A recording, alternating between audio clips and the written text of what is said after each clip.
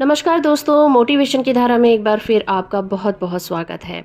दोस्तों, बड़ी सोच का बड़ा जादू किस तरह से हमारे जीवन को पॉजिटिव तरीके से बदल देता है, इसके बारे में हमें बताते हैं the magic of thinking big के राइटर डेविड जे स्वॉर्ट्स। ये बात बिल्कुल सच है कि आप जैसा सोचते हैं आप वैसे ही बन जाते हैं। आपकी सोच जिस तरह की होगी आप उसी तरह की चीजों को, उसी तरह के इंसिडेंट को अपनी लाइफ में अट्रैक्ट करते रहते हैं। बेसिकली लॉ ऑफ अट्रैक्शन आपकी वाइब्रेशन पर काम करता है। इस बारे में हम कई बार बात कर चुके हैं कि law of attraction law of vibration पर काम करता है।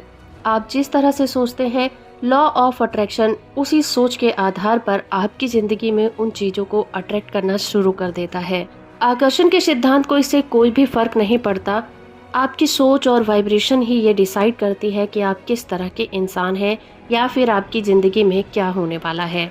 इसीलिए हर एक मोटिवेशनल स्पीकर या फिर हर एक मोटिवेशनल बुक आपसे यही कहती है कि आपको हमेशा ही पॉजिटिव सोचना चाहिए, क्योंकि पॉजिटिव सोच ही पॉजिटिव आउटकम को अट्रैक्ट करती है।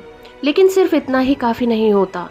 जो लोग पॉजिटिव सोच रखते हैं वो सिर्फ इतना ही नहीं देखते वो क्या देख रहे हैं, बल्कि वो इस बारे में भी सोचते हैं कि किसी चीज के बारे में क्या हो सकता है या फिर किसी काम को और किस तरीके से किया जा सकता है। इस बुक के ऑथर एक रियल एस्टेट एजेंट से पूछते हैं कि रियल एस्टेट की कीमत कैसे बढ़ती है। उस एजेंट का कहना था कि अगर हम फ्यूचर की कल्पना कर सकें तो इससे हमें बहुत सारे बेनिफिट हो सकते हैं। जहां आज कुछ नहीं है वहां क्या हो सकता है, इस बात की कल्पना करना हमें सीखना होगा। उस एजेंट ने बताया कि वो ग्रामीण इलाकों में जमीनों को खरीदता और बेचता है। गांव की जमीनें होने के कारण लोगों को वो आकर्षक नहीं लगती, लेकिन फिर भी वो एक सफल रियल एस्टेट एजेंट कैसे बन सका। वो आगे कहता है कि मैं इसलिए सफल हुआ हूँ क्योंकि मैं अपने ग्राहकों को ये नहीं बताता कि उनके फॉर्म की हालत अभी कैसी है। मैं अपने पूरे सेल्स प्लान को इस बात के चारों तरफ बनाता हूँ कि ये फॉर्म फ्यूचर में क्या बन सकता है। ग्राहक को अगर मैं सीधे तरीके से ये बताऊं इस फॉर्म में इतने एकड़ जमीन, इतने एकड़ पेड़ हैं और यह शहर से इतने मील दूर है, तो इससे वो उत्साहित नहीं होते और इसे कभी नहीं खरीदते। पर जब मैं उसे एक नई योजना बताता हूँ कि वो इस फार्म का क्या क्या कर सकते हैं, तो वो इस फार्म को खुशी खुशी खरीद लेते हैं। फिर आगे उस एजेंट ने ये बताया कि वो इस काम को कैसे करता है। उसने अपना ब्रीफकेस खोला और एक फाइल निकाली और कहा कि ये फॉर्म अभी अभी उसके पास आया है और यह फार्म बाकी फार्मों की तरह ही है। ये शहर से 43 मील दूरी पर है। इसका घर टूटी फूटी हालत में है और पिछले 5 साल से यहाँ खेती भी नहीं हुई है। और अब मैं आपको ये बताता हूँ कि मैंने क्या किया है। मैंने इस जगह को पिछले 2 हफ्तों में पूरी तरह से एनालाइज किया है। मैंने इस पूरी जगह के कई चक्कर लगाए हैं। मैंने पड़ोसी फार्मों को भी देखा है और आसपास के इलाकों से निकलने वाले हाईवे प्लान की लोकेशन को भी देखा है। मैंने खुद से पूछा ये फॉर्म किस बड़े काम के लिए उपयुक्त होगा। मुझे इसमें 3 संभावनाएं दिखी। मैंने तीनों की योजना बना ली। पहले प्लान का सुझाव ये था कि फार्म को घुड़सवारी के अस्तबल में बदल दिया जाए। इस प्लान में बताया गया था कि विचार बहुत दमदार है। शहर बढ़ रहा है क्योंकि वहाँ पर शहर बढ़ रहा है। लोग गाँव को ज़्यादा पसंद करने लगे हैं। लोग मनोरंजन पर ज़्यादा खर्च करने लगे हैं। सड़कें अच्छी होने लगी हैं। इस प्लान में बताया गया था कि किस तरह यहाँ पर काफ़ी घोड़े रखे जा सकते हैं, जिससे घुड़सवारी से काफ़ी आमदनी की जा सकती है। घुड़सवारी के अस्तबल का विचार काफ़ी अच्छा और प्रेरक था। वो एजेंट इस योजना को हमेशा विजुलाइज करता है कि यहाँ पर बीचों बीच पेड़ लगे हुए हैं और दर्जनों लोग वहाँ पर घुड़सवारी का आनंद ले रहे हैं। इसी तरह से उस सेल्समैन ने अपनी दूसरी योजना बताई कि किस तरह से इस फॉर्म को पेड़ों के फॉर्म में बदला जा सकता है। और तीसरी योजना ये थी कि वृक्षों के फॉर्म के साथ साथ यहाँ पर पोल्ट्री फॉर्म भी शुरू किया जा सकता है। अब जब भी वो सेल्समैन अपने ग्राहकों से चर्चा करता है तो उसे उन लोगों को यह विश्वास दिलाना होता है कि वर्तमान हालत में इस फॉर्म को खरीदना एक अच्छा सौदा होगा। मैं उन्हें एक ऐसी तस्वीर दिखाता हूँ जिसमें फॉर्म पैसा बनाने वाला व्यवसाय बन जाता है। वो सेल्समैन बताता है कि अपने इस तरीके से वो बहुत ज़्यादा फॉर्म बड़ी तेजी से बेच पाता है और उसका कमीशन बढ़ता चला जाता है। इस एग्जाम्पल से हमें ये सीख मिलती है कि वर्तमान में चीज़ें कैसी हैं, आप इस चीज़ को विजुअलाइज करें कि फ्यूचर में वो कैसी हो सकती है। याद रखें कि आप अपनी कल्पना शक्ति का उपयोग करके किसी भी चीज़ में बदलाव कर सकते हैं। एक बड़ी सोच रखने वाला व्यक्ति हमेशा इस बात की कल्पना कर लेता है कि फ्यूचर में वो उन चीजों से क्या कर सकता है। वो प्रेजेंट सिचुएशन को देखकर कभी भी पजल नहीं होता। आइए दूसरा एग्जाम्पल देखते हैं कि एक ग्राहक का कितना मूल्य होता है। एक डिपार्टमेंटल स्टोर की एग्जीक्यूटिव मैनेजरों की एक मीटिंग को संबोधित कर रही थी। उसने कहा कि मेरे विचार आपको पुराने जमाने के लगेंगे, पर मैं उस विचारधारा की हूँ कि अगर आप अपने ग्राहकों से दोस्ताना और शालीन व्यवहार करेंगे तो वो बार बार आपके पास आएंगे। इसकी एवज में वो एक एग्जाम्पल देते हुए कहती है कि एक दिन वो अपने स्टोर में घूम रही थी। उसने एक सेल्समैन को ग्राहक से बहस करते हुए सुना, जिसके बाद ग्राहक गुस्से से बाहर चला गया। इसके बाद सेल्समैन ने दूसरे सेल्समैन से कहा कि मैं $1.98 के ग्राहक के पीछे अपना समय क्यों खराब करूं, उसकी ज़रूरत के सामान के लिए पूरे स्टोर को क्यों छानूं, वो इस काबिल ही नहीं है। ये सुनकर वो एग्जीक्यूटिव वहां से चली गई, पर वो इस बात को अपने दिमाग से नहीं निकाल पाई थी। उसने सोचा कि ये बहुत ही गंभीर मामला है।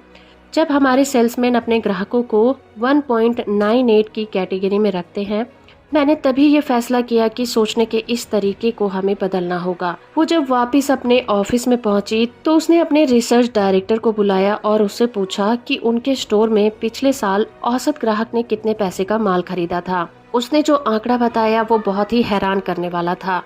रिसर्च डायरेक्टर के आंकड़ों के हिसाब से औसत ग्राहक ने उनके स्टोर से $362 का सामान खरीदा था। जिसके बाद उसने अपने सुपरवाइजर की मीटिंग बुलाई और उन्हें इस घटना के बारे में बताया। फिर उन्हें ये बताया कि हमारे ग्राहक का मूल्य वास्तव में कितना है। एक बार उसने सोचा कि जब इन लोगों को ये समझा दिया गया कि किसी भी ग्राहक को एक बार की खरीदारी के हिसाब से नहीं तौलना चाहिए, बल्कि सालाना खरीदारी के हिसाब से तौलना चाहिए, तो हमारे स्टोर के जो ग्राहक थे उनके प्रति हमारा दृष्टिकोण पूरी तरह बदल गया। और ये बात किसी भी तरह के बिजनेस पर लागू होती है। बार बार के बिजनेस से बेनिफिट होता है, क्योंकि देखा गया है कि अक्सर कई धंधों में शुरुआत में तो कोई भी बेनिफिट नहीं होता। ग्राहकों के फ्यूचर की खरीद को देखें, ये ना देखें कि वो अभी क्या खरीद रहे हैं। अगर आप ग्राहकों को मूल्यवान समझते हैं तो वो आपके लिए रेगुलर बन जाते हैं, लेकिन जब आप ग्राहकों को तुच्छ समझते हैं, उन्हें अटेंशन नहीं देते, तो वो आपसे नाराज होकर वहाँ से चले जाते हैं। ये हैरत की बात है कि लोग किस तरह से फ्यूचर में आने वाली संभावनाओं के प्रति अंधे हो जाते हैं। ऑथर बताते हैं कि कुछ साल पहले एक युवा दूध वाला उनके घर पर दूध के बिजनेस के सिलसिले में आया। ऑथर ने उसे समझाया कि हमारा दूध वाला अच्छा दूध देता है और हम उसकी सेवाओं से बिल्कुल संतुष्ट हैं। फिर ऑथर ने उसे सुझाव दिया कि वो पड़ोस वाली महिला से पूछ ले। इसके जवाब में उसने कहा कि मैंने पड़ोस वाली महिला से पहले ही पूछ लिया है, पर वो 2 दिन में 1 क्वार्ट दूध ही खरीदते हैं और मैं इतनी कम रकम के लिए यहाँ रुकूं, ये फायदे की बात नहीं होगी। शायद आपकी बात सही हो। फिर ऑथर ने उसे कहा कि आप सही हो सकते हैं, पर जब आप मेरी पड़ोसन से बात कर रहे थे तो आपने ये नहीं देखा कि उस घर में दूध की मांग 1-2 महीने में बढ़ने वाली है। उनके यहाँ बच्चा पैदा होने वाला है जो निश्चित रूप से काफी दूध पिएगा। फिर उस युवक ने ऑथर की तरफ ऐसे देखा जैसे उसे घूंसा मार दिया गया हो। फिर उसने कहा कि कोई इंसान कितना अंधा हो सकता है। वो दूध वाला उस महिला के पास वापस चला गया और अब जो परिवार 2 दिन में 1 क्वार्ट दूध खरीदता था, अब वही परिवार 2 दिन में 7 क्वार्ट दूध खरीदता है। और अब उस छोटे से बच्चे के 2 भाई बहन और हो चुके हैं। तो दोस्तों, ऑथर हमें बताना चाहते हैं कि हम कितने अंधे हो चुके हैं। इसीलिए ये नहीं देखते कि क्या हो सकता है, सिर्फ प्रेजेंट सिचुएशन को देखकर ही हम पूरे फ्यूचर का अंदाजा लगा लेते हैं। कई बार हम किसी बच्चे के कम मार्क्स को देखकर आइडिया लगा लेते हैं कि वो फ्यूचर में कभी कुछ नहीं कर सकता। इसका सबसे बड़ा एग्जाम्पल मिलता है आइंस्टाइन का। आइंस्टाइन को भी उनके टीचर ने कहा था कि वो जीवन में कुछ नहीं कर सकते क्योंकि वो मंदबुद्धि हैं, लेकिन उन्होंने क्या कर दिखाया ये पूरी दुनिया जानती है। तो ऐसी कौन सी चीज है जो आपका मूल्य तय करती है? ऑथर कहते हैं कि एक युवक उनसे मिलने आया था। उसने ऑथर से कहा कि वो उनके साथ कुछ मिनट बात करना चाहता है। उसकी उम्र 26 साल थी और वो बहुत ही गरीब घर से आया था। इसके अलावा ऑथर उसके बारे में ये भी जानते थे कि शुरुआती जीवन में उसके ऊपर मुसीबतों का पहाड़ टूटा था, लेकिन वो ये भी जानते थे कि फ्यूचर में वो खुद को खड़ा करने के लिए सच्ची मेहनत कर रहा था। तो कॉफी पीते हुए दोनों के बीच में काफी बातचीत हुई। ऑथर ने उससे पूछा कि किस तरह से गरीब लोग फ्यूचर के प्रति आशावादी नजरिया रख सकते हैं। उसकी बातों ने इस सवाल का सीधा और बढ़िया जवाब दे दिया। उस युवक ने कहा कि मेरे पास बैंक में $200 है। क्लर्क की मेरी नौकरी में तनख्वाह ज़्यादा नहीं है और ना ही ये कोई जिम्मेदारी वाली नौकरी है। मेरी कार 4 साल पुरानी है और मैं अपनी पत्नी के साथ दूसरी मंजिल के एक छोटे से अपार्टमेंट में रहता हूँ। पर मैंने तय कर लिया है कि मेरे पास जो नहीं है उसे मैं अपनी राह में बाधा नहीं बनने दूंगा। ऑथर उसकी बात पूरी तरह से समझ नहीं पाए, इसीलिए उन्होंने उसे विस्तार से पूरा मतलब समझाने के लिए कहा। उसने कहा, देखिए, मैं काफी समय से लोगों पर रिसर्च कर रहा हूँ और मैंने ये पाया है कि जो लोग गरीब होते हैं वो अपनी प्रेजेंट सिचुएशन को देखते हैं। वो सिर्फ अपने प्रेजेंट को देख पाते हैं, वो फ्यूचर को नहीं देख पाते। वो बताता है कि उसका पड़ोसी लगातार रोता रहता है कि उसकी तनख्वाह कम है, उसकी छत लगातार टपकती रहती है, प्रोफेशन किसी दूसरे व्यक्ति को मिल जाते हैं, डॉक्टर के बिल लगातार बढ़ते जाते हैं। वो लगातार खुद को याद दिलाता रहता है कि वो गरीब है और इसीलिए वो ये मान लेता है कि हमेशा गरीब ही बना रहेगा। वो इस तरह व्यवहार कर रहा है जैसे उसे जिंदगी भर उसी टूटे फूटे अपार्टमेंट में रहने की सजा मिली हो। मेरा दोस्त अपने दिल की बात बोल रहा था और एक पल रुकने के बाद उसने आगे कहा, अगर मैं अपनी प्रेजेंट सिचुएशन की तरफ देखूं तो पुरानी कार, कम तनख्वाह, सस्ता अपार्टमेंट, तो मैं भी जल्दी ही निराश हो जाऊंगा। वो युवक ऑथर को कहता है कि अगर मैं अपने दोस्त की बात मानूं, मैं भी कोई बहुत अच्छी कंडीशन में नहीं हूँ। अगर मैं उसकी बात को मान लूं तो मैं भी अपने जीवन से बहुत निराश हो जाऊंगा और मैं देखूंगा कि मेरी हस्ती कुछ भी नहीं है और मैं जिंदगी भर गरीब ही बना रहूंगा। पर मैं ऐसा नहीं सोचता। मैं अपने फ्यूचर की कल्पना करता हूँ। मैं ये देखता हूँ कि मैं कुछ साल बाद क्या बन सकता हूँ। मैं अपने आप को क्लर्क के रूप में नहीं देखता, बल्कि एग्जीक्यूटिव के रूप में देखता हूँ। मैं अपने छोटे अपार्टमेंट को नहीं देखता, बल्कि एक बढ़िया से नए घर को देखता हूँ। और जब मैं अपने फ्यूचर को इस तरह से देखता हूँ तो मैं ज़्यादा बड़ा अनुभव करता हूँ और बड़ा सोच पाता हूँ। और मेरे पास इस बात का बहुत ज़्यादा एक्सपीरियंस भी है कि ऐसी सोच रखने से बहुत फायदे होते हैं। क्या ये खुद को मूल्यवान बनाने की बढ़िया योजना नहीं है? ऑथर कहते हैं कि ये युवक बहुत ही अच्छी तरह से और तेजी से अपनी अच्छी जिंदगी की तरफ आगे बढ़ रहा है।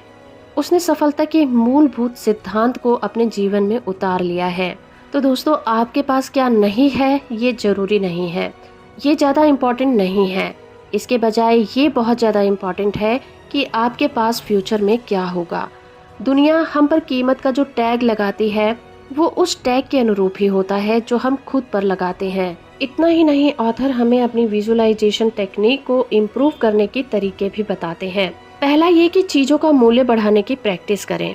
उस रियल एस्टेट का एग्जाम्पल याद करें और खुद से पूछें, किस तरह मैं इस कमरे या इस घर या फिर इस बिजनेस का मूल्य बढ़ा सकता हूँ। चीज़ों का मूल्य बढ़ाने के लिए विचारों की खोज करें। दोस्तों, कोई भी चीज़, चाहे वो खाली प्लॉट हो, घर हो या फिर बिजनेस हो, उसकी कीमत वही होती है जो उसके यूज के विचारों में छुपी होती है। दूसरा ये कि लोगों का मूल्य बढ़ाने की प्रैक्टिस करें। जब आप सफलता की दुनिया में ऊपर और ऊपर जाएंगे तो आपके पास ज़्यादातर काम लोगों का विकास करना होगा। खुद से पूछें, मैं किस तरह से अपने अंदर काम करने वाले लोगों का मूल्य बढ़ा सकता हूँ? मैं किस तरह से उनको प्रभावी बना सकता हूँ? याद रखिए कि किसी भी व्यक्ति से अच्छी परफॉर्मेंस करवाने के लिए आपको उसकी दमदार परफॉर्मेंस की कल्पना करनी होगी और खुद का मूल्य बढ़ाने की प्रैक्टिस करें। खुद के साथ हर रोज एक इंटरव्यू रखें। खुद से पूछें, आज मैं अपने आप को अधिक मूल्यवान बनाने के लिए क्या कर रहा हूँ? और अपने मूल्य की कल्पना अपने वर्तमान से ना करें। इस बात से ना करें कि आज आप क्या हैं, बल्कि अपने मूल्य की कल्पना अपने फ्यूचर से करें। इस बात से करें कि आप क्या बन सकते हैं। और एक बार जब आप अपना मूल्य निर्धारित कर लेते हैं तो उसको हासिल करने के तरीके अपने आप ही आपके दिमाग में आने लग जाते हैं। इस वीडियो को बनाने का मकसद आपको ये समझाना है कि आज आप चाहे जैसी भी सिचुएशन में क्यों ना हो, फ्यूचर में आप कैसी कंडीशन में होना चाहते हैं, किस तरह की लाइफ को जीना चाहते हैं, आपको उसके बारे में सोचना होगा। और जब आप इस चीज़ की रोज प्रैक्टिस करते हैं तो आप अपने जीवन में हर रोज सुधार करते हैं। दोस्तों, आप इसे इस तरह से देख सकते हैं कि एक बाल्टी में गंदा पानी भरा हुआ है, तो फ्यूचर में आप उस बाल्टी में साफ पानी होने की कल्पना कर सकते हैं। जब आप धीरे धीरे उस बाल्टी में साफ पानी मिलाते जाते हैं तो एक दिन ऐसा आता है कि उस बाल्टी में गंदे पानी की एक बूंद भी नहीं रह जाती और उस बाल्टी में साफ पानी इकट्ठा हो जाता है। ठीक इसी तरह हमारे जीवन में लॉ ऑफ अट्रैक्शन भी काम करता है। आपकी प्रेजेंट सिचुएशन चाहे कैसी भी क्यों ना हो, चाहे बद से बदतर हालत में क्यों ना हो, आप अपने फ्यूचर की कल्पना अच्छी कर सकते हैं। कल्पना कीजिए उस लाइफ की जैसी लाइफ आप जीना चाहते हैं और धीरे धीरे हर रोज प्रैक्टिस करने के बाद आप पाएंगे इससे आपको अपनी लाइफ में बदलाव आते नजर आने लगेंगे। आपको हमारी ये वीडियो कैसी लगती है हमें कमेंट करके जरूर बताएं। इसी तरह की वीडियो से जुड़े रहने के लिए आप हमारे चैनल को सब्सक्राइब कर सकते हैं। वीडियो को लाइक और शेयर करना बिल्कुल मत भूलिए। धन्यवाद।